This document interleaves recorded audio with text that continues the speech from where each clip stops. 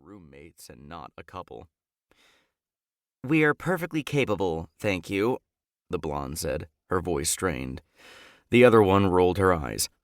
"Please help, we are not capable of moving this beast." I set down my stuff and approached the blonde, saying, "Let me get it." After a couple seconds of hesitation, she nodded and said, "Thanks."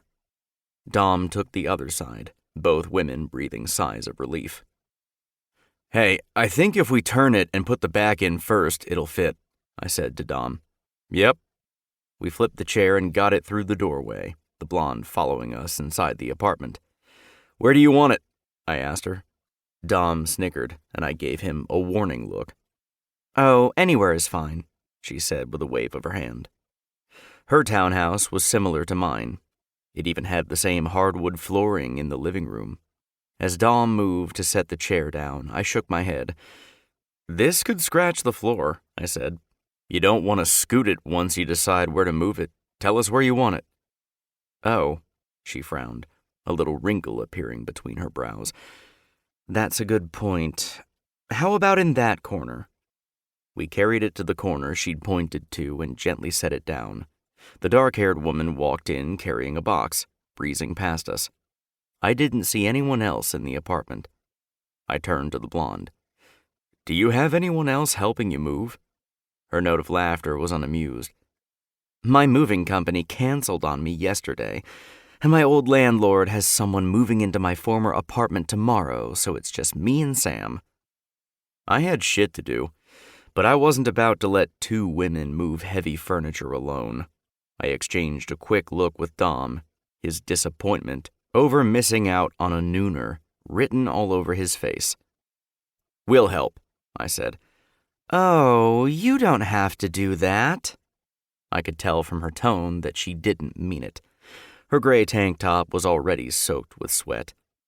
The fall weather in Denver was beautiful, but moving all your belongings from one place to another was hard work. I hadn't moved myself when I came to Denver 8 months ago. The Coyotes had paid for all my relocation costs.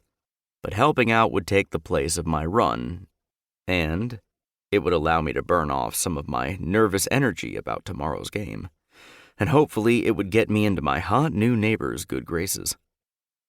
"I'm Ford," I said, offering her my hand. "I live next door." She smiled, subtly checking me out as she shook my hand. "Hi, Ford. I'm Elle." Our eyes locked, and awareness stirred in my chest. She had a fantastic smile, blue eyes, and, "Don't look at her tits again, dude. You're not a caveman." "Is it just you?" I asked, our hands still locked together. "Or is that your roommate?"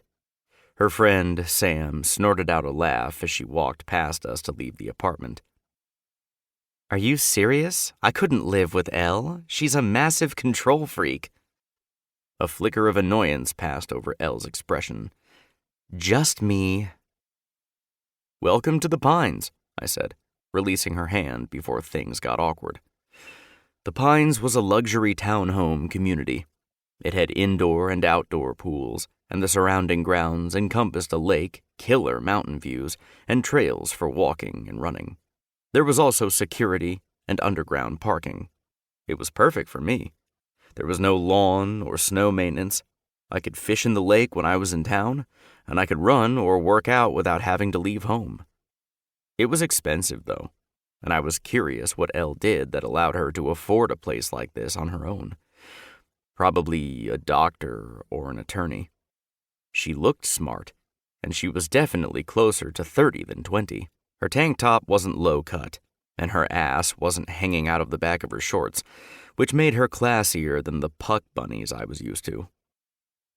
"Let's do this," Dom said, clapping me on the shoulder. "Oh," Elle smiled, and her cheeks flushed pink, the spell between us broken. "I rented a moving truck. It's out front." I'd only gone on a couple of dates since moving to Denver, but Elle had immediately piqued my interest. Hopefully she didn't have a boyfriend.